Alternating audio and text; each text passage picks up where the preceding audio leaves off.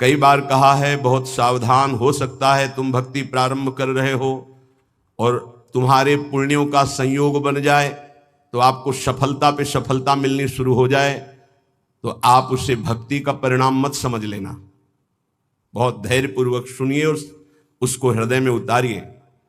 और आप भक्ति प्रारंभ किए और आपके पाप का संयोग शुरू हो गया नष्ट होना, तो आपको दुख विपत्ति संकट और असफलता मिलने लगी, तो आप उसे भक्ति का परिणाम मत समझना। ये पूर्वकृत पाप और पुण्य का संयोग है। भक्ति पाप और पुण्य दोनों को समाप्त करके दिव्य आनंद की अनुभूति कराती है। इसलिए श्री वस्त्राभरणादि भी, यदि आपको बड़ा वैभव मिल रहा है तो भक्ति का परिणाम नहीं है कि आपकी भक्ति सफल हो गई, बड़ा वैभव मिल रहा है, नहीं, ये पूर्वकृत पुण्य का प्रताप है।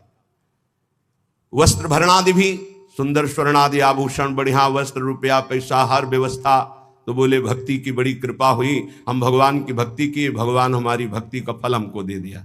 भूल मत कर लेना, ये भक्ति का फल नहीं है, ये पुण्य का फल है पूर्व जन्म के। या कर पदाद्युत कर्त दाहादि भी, आग लग गई, एक्सीडेंट हो गया, हाथ पैर टूट गए, संकट आ गया, भारी संपत्ति नष्ट हो गई, तो आप उसे भक्ति से मत जोड़िएगा कि जब से वृंदावन गए भक्ति शुरू की सब चौपट होना शुरू हो गया और 4 लोग आपको मिल जाएंगे, देखा ये बड़ी भक्ति करता है इसीलिए ऐसा इसके हुआ। उसको भक्ति से मत जोड़िएगा। जैसे पहला सुख संविधान तुम्हारे पुण्य से आया था, ऐसे दुख, नाना प्रकार की विपत्तियां, संकट, ये पूर्वकृत पाप से आता है। जैसे उदाहरण में पूज्य राधा बाबा बाल्यावस्था से भगवान के मार्ग के अनुयायी, बहुत कट्टर शास्त्रीय सिद्धांत का पालन करने वाले, जहां स्वप्न में भी पाप नहीं हो सकता, ऐसे महापुरुष। जिस समय त्रिपुर सुंदरी भगवती की आराधना का दृढ़ संकल्प लेकर साधना में लगे, खड़ाऊं फिसल गई स्नान और अंग टूट गया, और नियम था कि कोई भी औषधि किसी भी पैथिक की नहीं लेनी, चाहे वो आयुर्वेदिक हो, होम्योपैथिक हो, एलोपैथिक हो, कोई पैथिक नहीं। कितना भीषण कष्ट, बांस की पट्टियों से खपाच बांधकर उसको, और बैठ गए आराधना में। आराधना नहीं रुकी। क्या? इस उच्च कोटि की अवस्था की स्थिति को प्राप्त महापुरुष के ऐसे साधन में विघ्न, ये पूर्वकृत, उसको वर्तमानकृत नहीं माना जाता। आप लोगों की क्या साधना होगी? बड़े बड़े महापुरुषों में बड़े भयानक रोग देखे गए, ये क्या वर्तमान की भक्ति का फल है? छोटी मोटी आराधना करके कामनाओं की पूर्ति होती, जिन्होंने जीवन को भगवान के चरणों में अर्पित कर दिया, क्या उनमें इतनी सामर्थ्य नहीं कि अपने शरीर को स्वस्थ रख सकें? लेकिन शरीर कृत पाप और पुण्य का प्रभाव इस शरीर में जो आ रहा है, कभी ज्ञानी पुरुष, विवेकी पुरुष उसको टालता नहीं है, उसे स्वीकार करता है और अपने भजन के बल से आवागमन से मुक्त होकर भगवान को प्राप्त होता है। इसलिए धैर्यपूर्वक अध्यात्म को समझने की चेष्टा करें।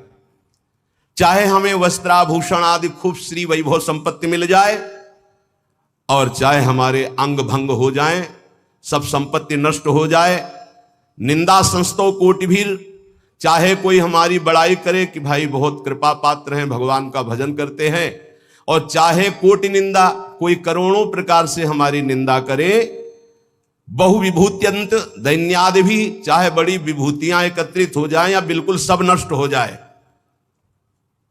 तो भी हम अपने प्रभु की भक्ति छोड़ने वाले नहीं। ऐसा धैर्यवान परमार्थ पे चल सकता है। देखो, विचार करके देखो, अध्यात्म किसे कहते हैं? नाटक को अध्यात्म नहीं कहते, पाखंड दंभ को अध्यात्म नहीं कहते। ये अध्यात्म बड़ो ही कठिन है, भजन ढिग ढरिबो। ये शूरवीर का कार्य है कि कदम आगे बढ़ेगा, चाहे जितना अस्त्र संचालन हो। जीवन नेव मृतो यथान विकृतिम प्राप्ता कथनचित क्वचित, जीवित रहूं या मर जाऊं, कदम पीछे नहीं हटेंगे। ये उन बहादुरों का मार्ग है परमार्थ, कायरों का मार्ग नहीं कि काम क्रोध मारा थप्पड़ और फैल के गिर गए, कंठी अलग, माला अलग, तिलक अलग। ये उनका कार्य नहीं है, उन शूरवीरों का कार्य है। आगे की पंक्ति में, जीवन नेव मृतो यथा न विकृतिम, जीवित रहूं या मर जाऊं इसकी कोई परवाह न विकृतिम, अपनी भक्ति में विकृति नहीं आने दूंगा, अपने भगवत मार्ग में मैं कभी कमी नहीं आने दूंगा। नियम लो, यह है भक्ति का स्वरूप। तब अजित भगवान को जीता जाता है। ये खिलवाड़ का मार्ग नहीं है। प्राप्ता कथनचित क्वचित, कोई भी विकार आकर के कहीं भी निपट सकता है। यह है गुरु का चेला, दूसरा कोई नहीं है। जैसे पहलवान गुरु अपने चेले को जहां देखता है कि कमजोर है वहीं पीट पीट के फिर वो अखाड़े पे खड़ा करता है, अंगुली घुमाता है। ऐसे कोई भी लड़ सकता है।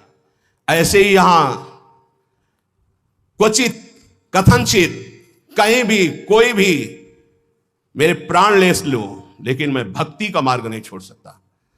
चाहे वैभव आवे, चाहे नष्ट हो जाए, चाहे शरीर रहे या नष्ट हो जाए, यश हो या अपयश हो, इसकी कोई परवाह नहीं। जीवन नेव मृतो यथा विकृतिम प्राप्ता कथनचित क्वचित, मरूं या जीऊं इसकी अब कोई परवाह नहीं। ऐसा ही उपासक विजय प्राप्त करता है इस माया पर। नहीं तो बहुत लुभावना और भयावना दोनों प्रकार का आकर्षण माया देती है। सूरवीर टिकता है नहीं, मृत्यु वरण, लेकिन भगवान को नहीं छोड़ सकता। महात्मा बुद्ध जी जब ब्रह्मबोध करने के लिए घर से निकले तो एक वृक्ष के नीचे बैठ गए और संकल्प किया कि शरीर का मांस गलित हो जाए, हड्डियां टूट जाएं, प्राण निकल जाएं, पर जब तक ब्रह्म साक्षात्कार नहीं होगा तब तक आसन से नहीं उठूंगा। और ब्रह्मबोध करके ही आसन से उठे, इसीलिए उसे बोध वृक्ष कहा गया। वही चित्र और वही श्लोक उड़िया बाबा अपने डायरी में रखते थे सदैव सामने। ऐसे जीवन में 2 श्लोक सामने सदैव रखा अपने दिमाग में।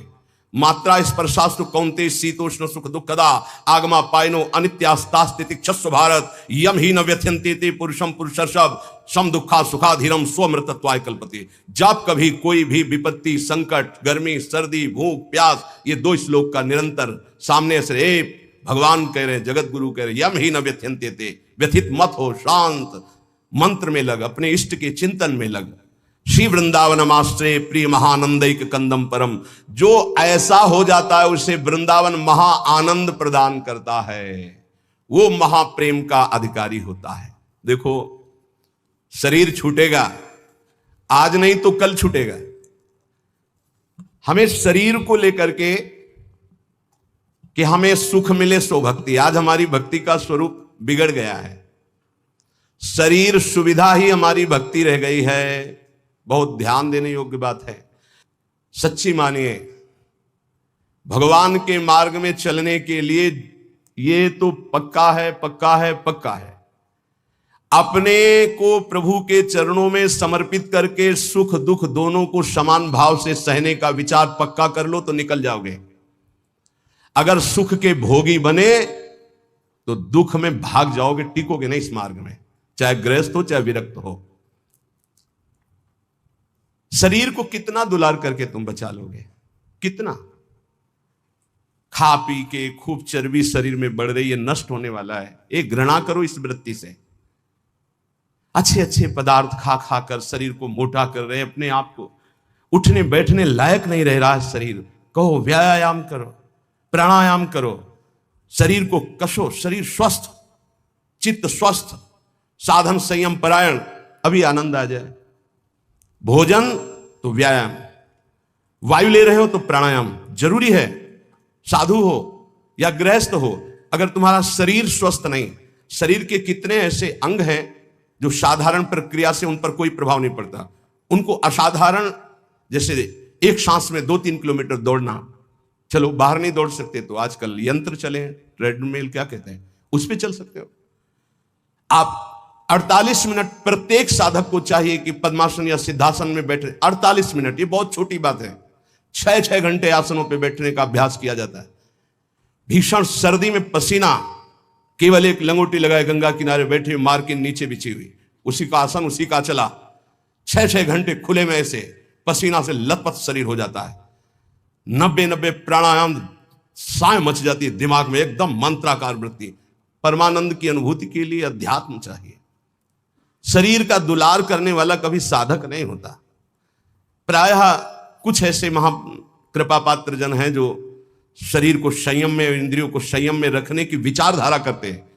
नहीं तो आजकल हम सुविधा को अपनी भक्ति का फल मानने लगे हैं। सही, हम आपसे हृदय की बात कहते हैं, भले बुरा लगे।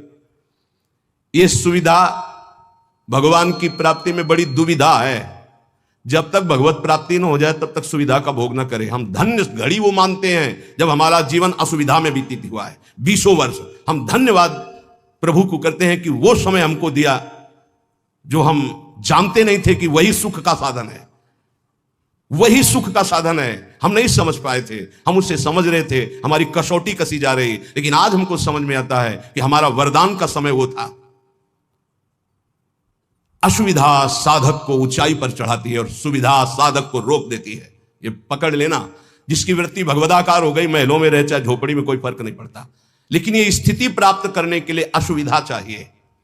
तो उतना ही सुविधा का भोग करे, शरीर के दुलार में न फंसे, मान लिया जाए, नहीं तो आध्यात्मिक ऊंचाई पर चढ़ना कठिन हो जाता है।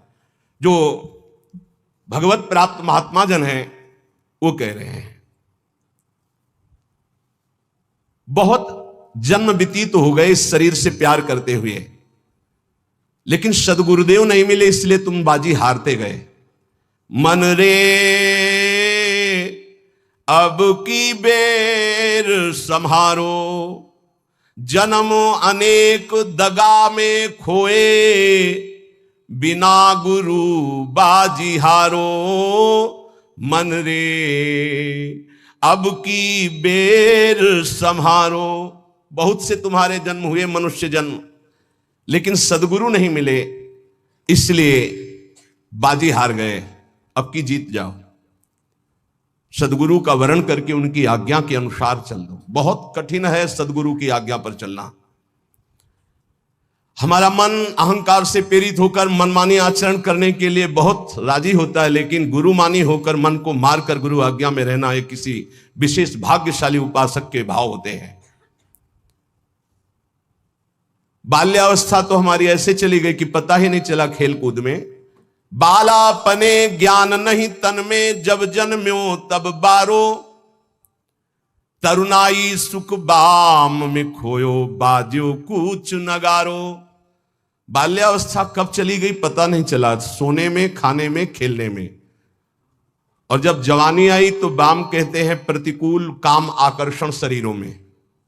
ये ऐसा नशा चढ़ा काम का जवानी में, कुछ समझ में नहीं आया और जवानी निकल गई। तरुणाई सुख बाम में खोयो, डंके की चोट में काम ने तुम्हारी यौवन अवस्था को नष्ट कर दिया। गोस्वामी तुलसीदास जी कहते, जौवन ज्वर के ही नहीं बलकावा। जवानी का बुखार किसको नहीं चढ़ा? तो कोई तो होगा जिसको नहीं चढ़ा। उसी को नहीं चढ़ा जो भगवान के चरणों में चित्त लगा दिया, नहीं तो जौवन ज्वर के ही नहीं बलकावा।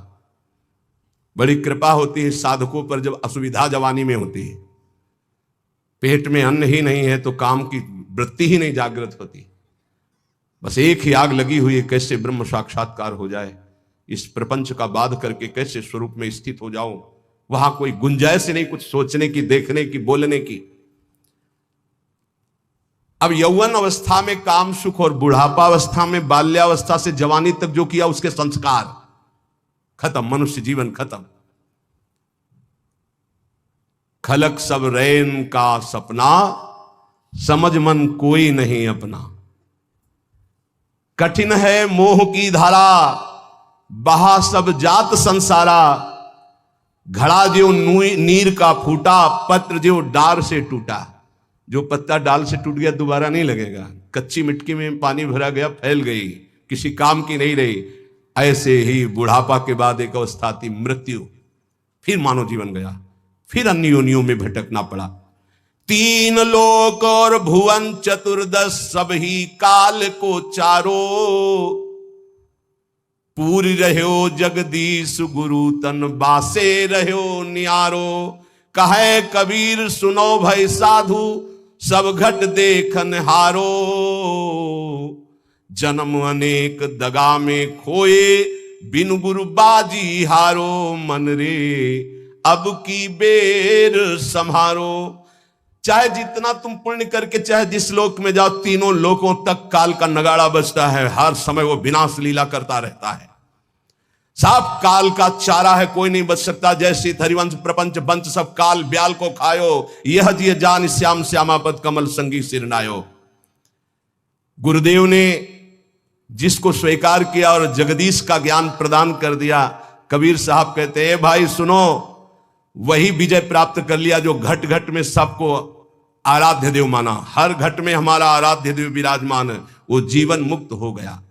इस शरीर का धारण करना मानव देह का यही सफलता है। नाम जप करते हुए सब में भगवत भाव करके अपने आप का उद्धार कर ले। समझो रे भाई,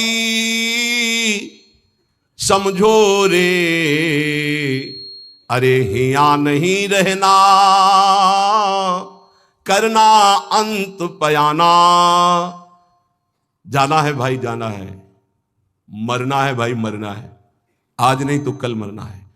गंदे विषय सेवन करके नहीं, भगवान नाम जप करके, अच्छे आचरण करके, भगवत प्राप्ति करके मरना है। यदि हम इस मनुष्य शरीर से भगवत प्राप्ति नहीं कर पाए तो हमारे दुख का अंत नहीं होने वाला। प्रेम भक्ति की रीति समझ कर हित सो राम रिझावे, गोविंद के कौतुक गुण लीलाता को ध्यान लगावे। सेवा सुमिरन बंदन अर्चन नौधा सो चित लावे, अब की अवसर भलो बनो है बहुरी दाव कब पावे। भजन प्रताप उतरे भव सागर उर आनंद बढ़ावे, साधुन की संगति को साबुन लेकर ममता मैल बहावे। हे भाई, बिना प्रेम भक्ति के भगवान की प्राप्ति कठिन है। गोविंद के चरणारविंद का आश्रय लेकर नाम जप करते हुए जो लीला गाते हैं, अर्चन बंदन करते हैं, नौधा भक्ति करते हैं, उनके हृदय में प्रेम लक्षणा भक्ति जागृत होती है। ये प्रेम लक्षणा भक्ति साधु संग से आती है। साधु संग रूपी ऐसा साबुन है कि ममता रूपी मैल धुल जाता है, और जहां मन ममता रूपी मैल से रहित हुआ तहां प्रेम प्रकाशित हो जाता है। प्रेम प्रकाशित होने में जो बाधा है, भक्ति करते हुए और साधु संग करते हुए भी यदि प्रेम प्रकाशित नहीं हो रहा तो ये कुछ बाधाएं इसमें वर्णन की गई हैं। ध्यान से सुन लो और इनको कभी करना नहीं तो प्रेम भक्ति जरूर जागृत हो जाएगी। पहला, आहार दोष। ध्यान में बैठा लो या लिखते जाओ। आपको साधु संग मिल गया है, नवधा भक्ति कर रहे हैं, लेकिन प्रेम नहीं प्रकट हो रहा है। जैसे आप वृंदावन धाम वास कर रहे हैं, सत्संग कर रहे हैं, नाम कीर्तन कर रहे हैं, प्रेम नहीं प्रकाशित हो रहा है, तो इन दोषों को देख लो आपके अंदर है क्या। पहला है आहार दोष। आहार दोष बुरी कमाई से जो अन्न आता है वो बुद्धि को भ्रष्ट कर देता है। इसीलिए हम आकाश वृत्ति से जीते हैं। आकाश वृत्ति, हमारे पास वही अन्न आएगा जो श्री जी पास करेंगे नहीं। हिम्मत नहीं किसी के यहां रख दे। यहां शासन है सहचरियों का। यहां ऐसा नहीं कि कोई पापात्मा आवे और आके गड्डी रख के चला जाए, ऐसी हिम्मत नहीं, उसके कदम नहीं उसके अंदर प्रवेश कर सकते। यहां शासन है, अव्यक्त शासन है। अगर यहां 100 रुपया कोई रखता है तो मेरी लाडली जो से प्रेरित होकर रखेगा, अन्यथा नहीं। इसीलिए 2 प्रकार से हमारा भोजन चलता है। एक तो ब्रजवासियों की टूक मांग के आते हैं, और दूसरा आकाश वृत्ति से जो आता है, बिना मांगे, बिना इशारा किए और बिना किसी प्रकार का सम्मान दिए। ये नहीं कि आप अर्थ देने वाले हो तो आपको एकांत में बुलाकर जयमाला पहनाई जाए, जय हो आपकी, आपसे बिल्कुल नहीं। और हो सकता है कि आपको कटु वचन सुनने पड़े और फिर आप रखो तो तुम बहादुर नहीं, लेके जाओ। लक्ष्मीपति जिनके सेवक हैं, उनके सेवक हैं। इसलिए हर अन्न का कण पवित्र होगा यहां का। हमारी स्वामिनी के द्वारा प्रेरित जो आता है वो हृदय से स्वीकार है। इसलिए कहीं भी किसी भी तरह का इशारा, दान पेटी, कोई ये सब नाटक कि भाई यहां इतने भरो, इतने भरो, कहीं कोई अगर कोई बाहर कर रहा है तो नौटंकी नाटक करके अर्थ एकत्रित करने वाला वो अपराधी माना जाएगा। इस पूरे राधा केली कुंज के भागवतिक विधान में किसी भी तरह के अर्थ का प्रवेश नहीं है। हम भिक्षुक हैं, हमारा भरण पोषण स्वामिनी से होता है। किसी के हृदय में ऐसे किया, स्वामिनी जी के आगे चढ़ गया, उसी से बिजली का बिल, उसी से उदर पोषण होता है। और ये हम इसलिए नहीं सुना रहे कि तुम चढ़ा देना। हम तो कसम खवाई सत्संग में कि जिनको ये लगता हो कि मेरे द्वारा चलता है, तुम्हें इष्ट की कसम है, यहां चवन्नी मत चढ़ाना। हम देखते हैं अपने स्वामी को, तुम्हारे से हमारा नहीं चलता, हम स्वामी से देखते हैं जिनसे अनंत ब्रह्मांड। तुमने सहयोग किया था ब्रह्मांड बनने में क्या? अनंत ब्रह्मांड एक संकल्प में बन गए, उनके हम दास हैं। तो जो अधर्म की कमाई से, अधर्म की कमाई कैसे होती है? जहां हमारा धर्म कहता है कि ये नहीं लेना चाहिए, हम उसे लेते हैं। जहां हमारा धर्म कहता है ये नहीं करना चाहिए, उसे हम करते हैं और फिर वो अर्थ लेते हैं। कई तरह के अधर्म की कमाई होती है। इसको हमने देखा भ्रमण के समय में। जैसे कहा जाता है कि आपका ब्लैक व्हाइट हो जाएगा, ऐसा हमने नहीं कहीं पढ़ा, शास्त्रों में नहीं पढ़ा, संतों से नहीं सुना। धर्म से 10 रुपया कमाओ, 4 रोटी बनाओ, 1 रोटी में 4 टुकड़े कर लो, 3 में तुम पाओ, एक गाय को दे दो, कौआ को दे दो, एक भिक्षुक संत को दे दो, एक ऐसे डाल, कोई जीव जंतु खा ले, इसे कहते हैं। वो तुम्हारा धन और पवित्र हो गया। पापाचरण करके आओ, 1 लाख में 10,000 दो, नरक जाओगे, क्योंकि वो 10,000 जो खाएगा उसकी बुद्धि भ्रष्ट हो जाएगी। आहार दोष। जब द्रौपदी जी और महाराज युधिष्ठिर और भगवान श्री कृष्ण भीष्म पितामह को घेरे हुए प्रश्न उत्तर हो रहे हैं, तो बहुत शास्त्र का ज्ञान दे रहे हैं, बहुत हजारों प्रश्नों के उत्तर भीष्म पितामह जी ने दिए। तो जब धर्म का उपदेश कर रहे थे तो कहा, रुको पितामह, ये वही बुद्धि है उसी महापुरुष की जो सभा में बैठा था, मुझे वस्त्रहीन किया जा रहा था, मैं चीख चीख के पूछ रही थी क्या ये धर्म है? उस समय ज्ञान तुम्हारा कहां चला गया था जो आज ज्ञान उपदेश कर रहे हो?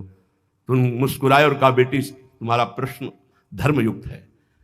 वो सब बह गया, 6 महीने बाणों की सैया पर वो खून बह गया है। इस समय मैं शुद्ध हूं, जो प्रश्न करोगे ठीक धर्मयुक्त उत्तर होगा।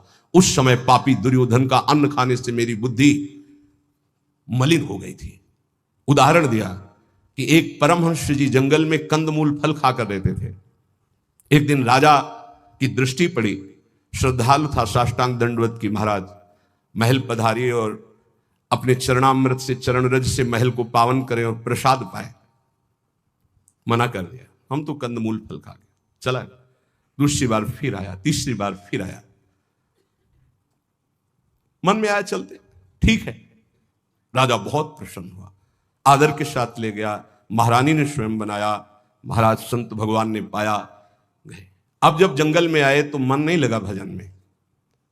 कहां सूखे कंदमूल फल और कहां रसीला वो भोजन राज परिवार का और रानी के हाथ का बना। अब तो अच्छा दृश्य देखने की इच्छा नहीं होती हो, गुलरी पाकर यही फल जंगली। बस अब ये इंतजार था कि राजा आ जाए और निमंत्रण दे दे। अन्न का प्रभाव। राजा आया, संकल्प ऋषि का, महाराज वो पहले बार में हाँ हाँ वो तो आप बड़े भगत हो, एक बार जाके हमने देख लिया, बड़ी श्रद्धा है। दोबारा गए तो प्रसाद बना रही थी रानी, तो दृष्टि गई हार पे। हार श्रृंगार उसमें रखा हुआ था, पेटी से खुल अपनी झोली में डाल लिया, बैठ गए, प्रसाद पाया, चले आए, झोली टांग दी। सायंकाल रानी जब श्रृंगार के लिए बैठी तो देखा पेटी खाली, हार नहीं। तो उनका, महाराज यहाँ किसी चोर का प्रवेश है नहीं, आपके वही सन्यासी जी जो आए थे वही ले गए। बोले ऐसा नहीं, वो तो बहुत त्यागी वैरागी, वो हार क्या करेंगे? बोले हमारी दास दासियां, निजी दास दासियां, ये कहीं बाहर नहीं जाती हैं, तो ये क्यों चोरी करेंगे? इनका और कोई है नहीं, ये तो हमारी सेवा में रहती है। राजा को भी पक्का प्रमाण लगा कि संत, पर उन्होंने कहा नहीं, हमारे संतों की अवहेलना होगी, आप इस शब्द मत उच्चारण करो, मैं दूसरा बनवा देता हूं। 2-4-5 दिन वो उपवास किए संत भगवान, तब उन्होंने जंगल से फल लाने की सोचा, झोली में हाथ डाला तो देखा वो हार। तो उनका हार कैसे आ गया? वो मैंने चोरी की, ये कितना निंदनीय मेरी बुद्धि हो गई, कैसे मैं निकृष्ट हो गया, हार लिया और ऐसे मैं चोर हूं, मैं चोर हूं, वहीं से कहते हुए राज दरबार में मैं चोर हूं। महाराज उतरे, दंडवत किया, कहा महाराज आप चोर नहीं हो। नहीं मैं चोर हूं, मैंने हार चोरा। बोले महाराज मैंने परीक्षा के लिए आपकी झोली में डाला था और उनको ऐसे ले गए कि सभा को कहीं ये न लगे कि संत ऐसे होते हैं। एकांत में ले गए और बोले महाराज आप ही चोरी करने वाले हो, आप ही ईमानदारी से वापस लाने वाले, मेरी समझ में नहीं आया। तो बोले शास्त्रों में जो लिखा है, आप कल सुने थे चर्चा में, प्रताप रुद्र जी के दर्शन के लिए भी महाप्रभु ने निषेध कर दिया था, राज अन्न निषेध माना गया है अगर वो वैष्णव भक्त ना हो तो। बोले ये राज अन्न का प्रभाव है कि मेरी बुद्धि लुभायमान हो गई और स्वर्ण की चोरी कर ली, कई दिन से भोजन नहीं पाया, वो सूख गया, रक्त जल गया, तो इसलिए अब मेरी बुद्धि शुद्ध हुई। ये तुम्हारे अन्न का दोष है जो हमने 2 बार पाया, उससे मेरी बुद्धि पतित हो गई।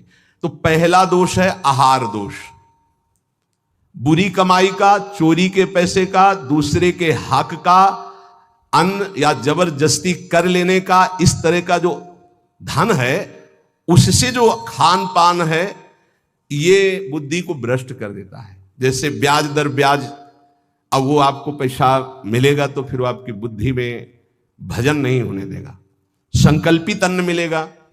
कभी किसी का ऐसा दिया हुआ साधक को या गृहस्थ बट रहा है हलवा, भूखे मर रहे हो, ऐसे हाथ फैला दिया, तुम गृहस्थ हो, वृंदावन आए हो, एक दिन उपवास कर लो, थोड़ा सा कुछ लेकर पेट में डाल लो जो तुम्हारा धर्म की कमाई का, दूसरे का हलवा मत खाओ। मान लो हमारी बात, सारी बुद्धि नष्ट हो जाती है, सुकृत नष्ट हो जाते हैं। आहार दोष पहला, कई बार बताया, इस पर ध्यान दीजिए। सतोगुणी पवित्र अन्न भी यदि मात्रा से अधिक हो गया तो रजोगुण, उस मात्रा से अधिक हो गया तो तमोगुण पैदा कर देगा। अल्प मात्रा में पाइए। दूसरा, शरीर को स्वस्थ रखिए। शरीर को स्वस्थ रखने के लिए, ब्रह्मचर्य पुष्ट रखने के लिए परिश्रम युक्त सेवा अत्यंत आवश्यक है, जिसमें पसीना चुए। ये दिनचर्या आज की नहीं जो आप देख रहे हो कि 1:30 बजे उठते हैं, तो ये आज की नहीं, ये जीवन की दिनचर्या है। सूर्य उदय होते होते परिक्रमा वृंदावन की हो जाती थी। अपनी रात्रि में उठे, 45 मिनट व्यायाम, 48 मिनट प्राणायाम, छड़ी उठाई, पूरे वृंदावन की परिक्रमा एक सांस में। इसके बाद आके श्री जी की मंगला, गुरु जी की सेवा में 9 बजे तक, फिर आके श्रृंगार, फिर गुरु जी की 2:30 बजे रोटी मांग करके एक बार 24 घंटे में, वो भी न सब्जी न दाल। ऐसे थोड़ी भगवत मार्ग की निरंतर भगवदाकार वृत्ति प्राप्त की जाती है। अस्वस्थता ये भी बाधक है, जब तक वृत्ति भगवदाकार ना हो जाए। अगर भगवदाकार वृत्ति है तो कोई फर्क नहीं पड़ेगा। भगवदाकार वृत्ति नहीं है और आपको केवल ऐसे नकली वो करके अल्ट्रासाउंड ऐसे और आपको बता दिया जाए कि आपकी किडनी थोड़ा दोष युक्त हो रही है, भजन करके दिखा देना, डिप्रेशन में पहुंचने लगोगे। पक्का समझना, शरीर स्वस्थ, चित्तवृत्ति प्रभु में लगा लोगे। शरीर अस्वस्थ है और चित्तवृत्ति भगवदाकार नहीं हुई तो इसी में कराओगे, पक्की बात समझ लो। और एक बार चित्तवृत्ति लग गई तो 2 किडनी की क्या बात, अगर 10-20 होती है सब फेल हो जाती तो भी कोई फर्क नहीं पड़ता। पक्का मान लीजिए, पक्का मान लीजिए। इसीलिए संसारी पुरुषों को विश्वास नहीं होता कि क्या ऐसा भी हो सकता है, क्या ऐसा होता है। कर्तुम अकर्तुम अन्यथा कर्तुम सर्व समर्था सा ईश्वर। अभी क्या समझे हो तुम? अस्वस्थता से बचिए। प्रत्येक साधक से कहा व्यायाम करो, चाहे साधक हो चाहे साधिका। संयम से चलो, व्यायाम प्राणायाम अत्यंत आवश्यक है। ठीक है, आपकी दिनचर्या ऐसी तो समय निकालो, ऐसी दिनचर्या में समय निकालो कि आप व्यायाम कर सको, आप प्राणायाम कर सको। मान लो मेरी बात, आहार अल्प पवित्र आहार है, पक्का, इसमें कोई संशय नहीं, गुरु प्रदत्त आहार है। और अल्प आहार तो शतगुणी बना रहेगा। दूसरा, व्यायाम प्राणायाम प्रत्येक साधक को करना चाहिए। यह महापुरुषों को देखें, अपने गुरुदेव को भी देखा है, क्योंकि आजीवन हमें संयम पूर्वक भजन मार्ग में बढ़ना है, तो ये दोनों बातें जरूर। तीसरा, आलस्य का त्याग। आलस्य, वृंदावन रहते हुए भजन करते हुए भगवत मार्ग में आपके प्रेम क्यों नहीं प्रकट हो रहा, ये सिद्ध महापुरुष के द्वारा बताए हुए। पहला, आहार दोष। दूसरा, शरीर को स्वस्थ रखो, नहीं तो अस्वस्थता में भजन नहीं होता। किनका? साधक का। तीसरा, आलस्य, ये सबसे ज्यादा साधक को परेशान करता है। ये 3 बातें पहले क्यों लिखी गई, अभी और हैं। प्रायः साधक को भोजन में स्वाद की बुद्धि रहती है। आलस्य को त्यागिए, नहीं तो प्रेम। काहे को इतना सोते हो? हम तो प्रभु से मनाते थे कि हमें नींद ना आए, प्रभु मेरी नींद खत्म हो जाए। वो आज उसकी कृपा का फल प्राप्त हो रहा है। हाँ, कि नींद नाम की चीज नहीं है यदि और कोई डिस्टर्ब भी नहीं, कोई परेशान भी नहीं है, ये बस अगर आप ठिकाने देखो। नींद को विश्राम जो इंद्रियों को मिलता है नींद में ना, वो संसार का चिंतन छोड़ने से। खास बात समझिए, 6 घंटे संसार का चिंतन छोड़ के बड़ा प्रेस लगा, और 6 घंटे अगर भगवान के चिंतन में संसार को भूल गए तो कैसा लगेगा, सोचो। चौथा है प्रमाद। प्रमाद माने जो अभी काम करना है वो कल कर लेंगे, कल कर लेंगे ना। करने योग्य काम को आगे के लिए छोड़ देना और ना करने योग्य काम को तत्काल करना, जबकि साधक इसका उल्टा करता है। करने योग्य कार्य को तत्काल करता है, ना करने योग्य कार्य के लिए उपस्थित समय आने पर भी वो उसे टाल देता है। कल देखेंगे उसके। ना करने योग्य कार्य को तत्काल करना और करने योग्य कार्य को आगे के लिए टाल देना, इसे प्रमाद कहते हैं। पुरुषार्थहीनता, जैसे कुछ लोग ऐसे कहते हैं कि अरे वो जब आपकी कृपा होगी तो सब हो जाएगा। हाँ, आकाश से उतरेगी कृपा। तुम्हें कह रहे नाम जप करो, समय से वाणी पाठ में जाओ, समय से ऐसे करो ऐसे, ये कृपा नहीं और क्या? तुमको जो उपदेश कर रहे हैं कृपा नहीं तो और क्या? भगवान गीता में उपदेश कर रहे हैं, शास्त्रों में उपदेश कर रहे हैं, ढूंढ ढूंढ करके हर बात तुम्हारे कान तक पहुंचा रहे हैं प्रभु। ये तुम पर कृपा नहीं है? अब तुम आलस्य करो, प्रमाद करो। बहुत समझ में नहीं आता कि साधक क्या लक्ष्य लेकर के चलता है। पुरुषार्थहीनता है तो प्रेम प्राप्त नहीं होगा। पुरुषार्थ युक्त रहो, एक क्षण भी बर्बाद मत करो, कबहू काल वृथा नहीं जाए। इस पर ध्यान दीजिए, समय बर्बाद मत कीजिए, एक मिनट आपका बहुत कीमती है। फिर छठवां, अश्रद्धा। श्रद्धा किसे कहते हैं? गुरु और शास्त्र के वाक्य को यथावत बिना विचार किए पालन करना, उसे श्रद्धा कहते हैं। इसके बिना सिद्धावस्था नहीं होती, इसके बिना परम शांति नहीं मिलती। श्रद्धावान लभते ज्ञानम तत्परा संहितेन्द्रिया ज्ञानम लब्ध्वा पराम शांति मचिरेणादि गच्छति। श्रद्धावान ही ज्ञान को प्राप्त होता है, ज्ञानी ही अपनी इंद्रियों को संयम में रखता है, इंद्रियों को संयम में रखने वाला ही परम ज्ञान परम शांति को प्राप्त होता है। प्रथम हृदय श्रद्धा जो करे, सेवक वाणी, प्रथम हृदय श्रद्धा जो करे, आचार्यजन जाय अनुसरे जहां जहां हरिवंश के, तब बात बनती है। भवानी शंकरो वंदे श्रद्धा विश्वास रूपिणो याभ्याम बिना न पश्यन्ति सिद्धा स्वांता समय। कह रहे हैं ऐसा करो, बिल्कुल नहीं सुन रहे तो क्या है? अश्रद्धा। ये तुम्हें प्रेम प्राप्त नहीं होने देगी, ये भगवदानंद की अनुभूति नहीं होने देगी। कैसे कैसे? अगर आप वचन रूपी लक्ष्मण रेखा के अंदर रहोगे तो माया रूपी रावण तुम्हारा हरण नहीं कर पाएगा, तुम्हारी बुद्धि रूपी सीता का अपहरण नहीं कर पाएंगे। राम जी वरण कर लेंगे बुद्धि रूपी सीता का, श्याम जी वरण कर लेंगे। भीष्म पितामह अंतिम समय कहते हैं, हे श्री कृष्ण मेरी कुमारी बुद्धि को स्वीकार करो। आज तक इस बुद्धि को कभी किसी ने स्पर्श नहीं किया, ये बुद्धि कुमारी है, वरण कर लो इसको। लेकिन हमारी बुद्धि का तो अपहरण हो गया है, विषयों ने अपहरण कर लिया है। क्यों? क्योंकि हम गुरुदेव के वाक्य रूपी लक्ष्मण रेखा के अंतर्गत नहीं रहे, हम रेखा क्रॉस कर गए, अश्रद्धा कर ली, उनकी आज्ञा नहीं मानी, अवहेलना कर दी, कुतर्क। नहीं, ऐसा कैसे हो सकता है? बहुत विचित्र गुरुजनों की वाणी में सामर्थ्य होती है। कभी गुरु की वाणी पर अविश्वास करके कुतर्क नहीं करना चाहिए। अधैर्य, अगर उपासक में धैर्य नहीं है तो प्रेम प्रकाशित होने में बाधा पड़ जाएगी। बड़ी समस्या आ गई है, बड़ी नहीं, धैर्य पूर्वक टिके रहो। अच्छा, ये कभी हमारे हृदय में गुरु प्रताप से नहीं आया कि किसी का आश्रय ले ले, या कहीं चले जाए, या कहीं पूर्व जीवन में कोई फोन कर दे, या किसी को इशारा कर दे, बस ये था कि अब मरना है और धाम में भगवत चिंतन करते हुए मरना है। धैर्य से कभी विचलित ना हो। अगला है अनिश्चय। ये बहुत साधकों में पाया जाता है।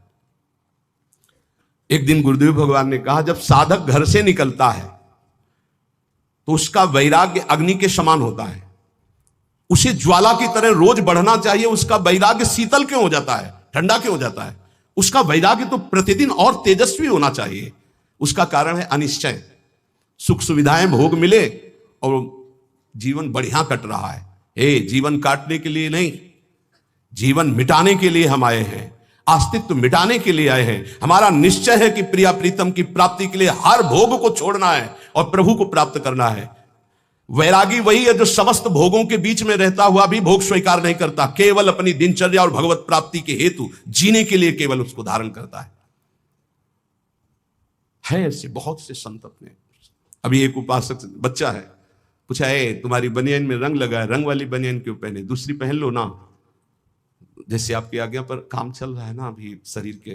नहीं बदल, वैसे जैसे आपकी आज्ञा पर काम चल रहा है ना, हाँ ठीक है जाओ। अच्छा लगा, धैर्य से वैराग्य की पुष्टता, काम चल रहा है ना, अच्छा है। अनिश्चय हमारे हृदय में जब होता है तो हमें भोग गिरा देते हैं। हमारा निश्चय क्या था? हम प्रभु की प्राप्ति के लिए जानबूझकर समस्त भोगों का त्याग करते हुए सच्चिदानंद रस में स्थित होंगे। फिर हम क्यों डिग गए? इसका मतलब हमारे निश्चय में कमी थी। अनिश्चय, हमारा निश्चय था कि हम अपमान को सहेंगे, हम निंदा को सहेंगे, हम तिरस्कार को सहेंगे, हर कष्ट सहेंगे, पर हे नाथ आपको प्राप्त करेंगे, आपका भजन करेंगे। कहां गया वो निश्चय? थोड़ी सी कोई अपमान की वृत्ति आई, हम गुस्सा हो गए, थोड़ा सा तिरस्कार हुआ, हम परमार्थ छोड़ दिया, थोड़ा सा कोई भोग आया, हम भजन छोड़ दिया, भोग में राजी हो गए। कहां गया हमारा निश्चय? इसका मतलब अनिश्चय है हमारे हृदय में, लक्ष्य का निश्चय नहीं है। संशय, पता नहीं भगवान में सुख है कि भोगों में सुख है, पता नहीं इस मार्ग से भगवान मिलेंगे कि नहीं मिलेंगे, पता नहीं जिनके सहारे भगवान की प्राप्ति कराएंगे कि नहीं कराएंगे। कई तरह संशयात्मा विनश्यति, वो भ्रष्ट हो जाएगा, गिर जाएगा। असंयम, ये बहुत खास बात है।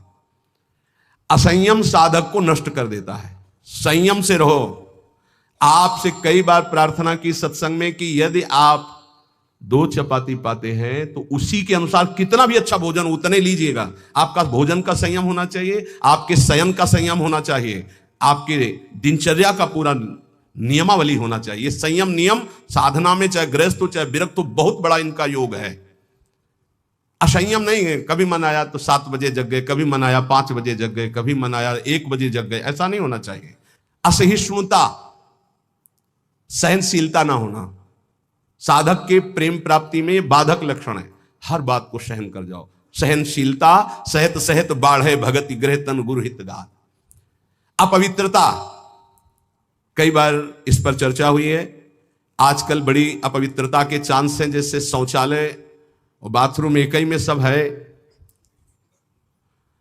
प्रायः ऐसा ही है। कुछ लोग उसी में लघु शंका करते हैं, बैठकर पूरे अपवित्र हो जाते हैं। अगर शौच वाला वो स्पर्श हो जाए तो जितना स्पर्श हो जाए वो कपड़े सब धोने चाहिए। कुछ लोग तो बैठ के ही लघु शंका उसमें करते हैं, बने बोले हाथ धो लिए बस हो गए, पूरे अपवित्र हैं। वैष्णव पद्धति उसे स्वीकार नहीं करती। कैसे महापुरुषों का दिन। कल दर्शन किए, जब प्रसाद पा रहे थे वो वृद्ध वैष्णव, ऊपर के वस्त्र हटाकर नीचे की धोते, कितना पवित्र, पवित्रता। ये मुख में कुछ खाए जूठे चल रहे हो, कैसे तुम्हारा मंत्र सिद्ध होगा। खड़े खड़े लघु शंका कर ली, छिट्टी पैरों में पड़ रही, कैसे मंत्र सिद्ध होगा। बहुत सावधानी की जरूरत है। उपासक चाहे गृहस्थ हो या विरक्त हो, हर समय पवित्र रहता है। अपवित्रता ये सिद्ध नहीं होने देती, साधन को सिद्ध नहीं होने देती, ध्यान रखना। कुछ भी खाने की वृत्ति ऐसी ना रखो जो प्रियालाल को भोग नहीं लगाया आप पा रहे हैं। बाजार में खाने वाला तो साधक हो ही नहीं सकता। हम ये कह रहे हैं कि यदि आप बहुत ही गृहस्थ में हो और आपका मन कर रहा है कि भाई आज हम नमुक चीज पाए, तो आप पहले ये जांच करो कि जहां से ले रहे हो पवित्रता का विधान वहां है कि नहीं है। नहीं तो बहुत अपवित्र रहता है, आप अच्छे से समझ लीजिए। अब वो पदार्थ फिर लेके श्री जी को भोग लगाओ जो पवित्र हो, फिर पा लो तो चलो ठीक है। वही बाजार में खड़े खड़े खाना पीना ये साधक या वैष्णव का लक्षण नहीं है। ये भारी अपवित्रता है जो तुम्हारे भजन में बाधा पहुंचा देगी। मान लीजिए, हाथ जोड़ के कहते हैं, क्योंकि प्राय अब इस पर छूट है। पवित्रता, पवित्रता बहुत सावधानी से। जैसे आप माला जब कर रहे हैं, आपको लघु शंका लगी है, तो अपनी माला को गर्दन के पीछे कहीं ऐसे फंसा लीजिए उच्च भाग में, और बैठकर लघु शंका कीजिए। जहां पानी की व्यवस्था हो या आप अपने पास पानी रखिए, फिर पवित्र होइए। अगर ऐसा है कि जल नहीं है तो रज से कर लीजिए, रज से हाथ धो लीजिए। और जब तक पानी न मिले, आचमन न कर लो, तब तक माला नहीं, ऐसे नाम जप करो। ये अपवित्रता भगवत प्राप्ति में बहुत बाधक है और लोग इसको मानते ही नहीं है। कोई बिरला पवित्रता का निर्वाह करता नहीं मान। कौन भ्रमण में लघु शंका के लिए कमंडल रख रहा है? अब वीआईपी पना हट जाएगा। प्रायः दंड कमंडल, साधु का प्रसिद्ध सोटा लंगोटा, ये सब प्रसिद्ध है। काछ वाचमन निश्चल राखे धनि धन जननी तेरी रे। बहुत अब प्रायः दर्शन करने वालों में ऐसे दर्शन होते हैं, हाथ में बिस्लरी की बोतल ऐसे, जैसे कोई जल चढ़ाने की गंगा जली नहीं, प्रायः बिस्लरी की बोतल ऐसे हाथ में होगी। जमाना बदलता चला जा रहा है। और या स्मार्ट मोबाइल हाथ में होगा। कोई भले आदमी तो ऐसे मिलते हैं कि मोबाइल से ऐसे वीडियो दाहिने हाथ से बना रहे हो, बाएं हाथ से ऐसे कर रहे हैं। बाएं हाथ से किसको किया जाता जानते हो? शत्रु पक्ष को। जब राजाओं के यहां दुश्मन का दूत जाता था तो बाएं हाथ से सलूट करता था। तब पता है कि दुश्मन का दूत आया, इसलिए बाएं हाथ से करता था। तो आजकल नए बच्चे वो जानते हैं नहीं, तो मोबाइल से शूट कर रहे हैं ऐसे, बाएं हाथ से ऐसे कर रहे हैं। यह अपवित्र। भगवान के सामने या भगवत भक्तों के सामने, चलो आपके हाथ खाली नहीं, वीडियो बना रहे हो तो नेत्रों से कर लो, बाएं हाथ से काहे को? दुश्मनी काहे को मोल ले रहे हो? बहुत बड़े के दरबार में हो, बहुत बड़े के पार्षद है, वो हर समय देख रहे हैं। आप क्या समझते हो हम अकेले चलते हैं? नहीं बोले 10-20 साथ चलते नहीं, इनकी बात नहीं कर रहा। एक कदम भी ऐसा नहीं जिसमें हमारी महारानी जी न चलती हो। ये जो छोटे छोटे नवजात शिशु जो ये सब, ये जानते हो महारानी जी के प्रताप का आशीष लेने आते हैं। हमारा कुछ नहीं है, हमारे आगे आगे चलती है हमारी महारानी जी। हम उनकी दासी, उनके पीछे चलती है, आगे वो चलती है। ये जो फूल बरसते हैं ना, ये महारानी जी के चरणों में बरसते हैं। ये जो फूलों के पावड़े बिछे होते हैं ना, मेरी स्वामिनी जी के लिए। अगर ये मेरे लिए लगते ना तो कब का बंद करवा देते, आप ये भी समझ लो। मेरी महारानी जी के दर्शन के लिए कोई नाचता है, कोई रोता है, पूरी भीड़ में सैकड़ों रोते हैं, तो हम उनकी आंखों की तरफ देखते हैं कि मेरी प्रिया जी का कृपा प्रसाद इनकी, भले किसी भाव से। मेरी महारानी जी तो बड़ी रिझवार है ना, हाँ बड़ी रिझवार। कितने के अंतिम बन गए, अंतिम बन गए, समय अंतिम बन गए, क्योंकि उनको तो समझ में नहीं आ रहा है ना, वो तो केवल देख रहे हैं बाबा, लेकिन बाबा के आगे जो चल रहे हैं उनका प्रताप चल रहा है। आप समझते हो ना, किसी के आगे इतना नहीं होता जो आप देख रहे हो, ये महारानी जी के आगे होता है, किसी और के आगे नहीं होता। यहां कोई संत प्रताप उदित नहीं है, ये महारानी जी का प्रताप उदित, राधा प्रताप। जो प्रसिद्धि और पुजवाने की इच्छा रखता है उसे प्रेम प्राप्त नहीं होता। प्रेम प्राप्ति में बाधक अपनी प्रसिद्धि और पुजवाने की इच्छा नहीं।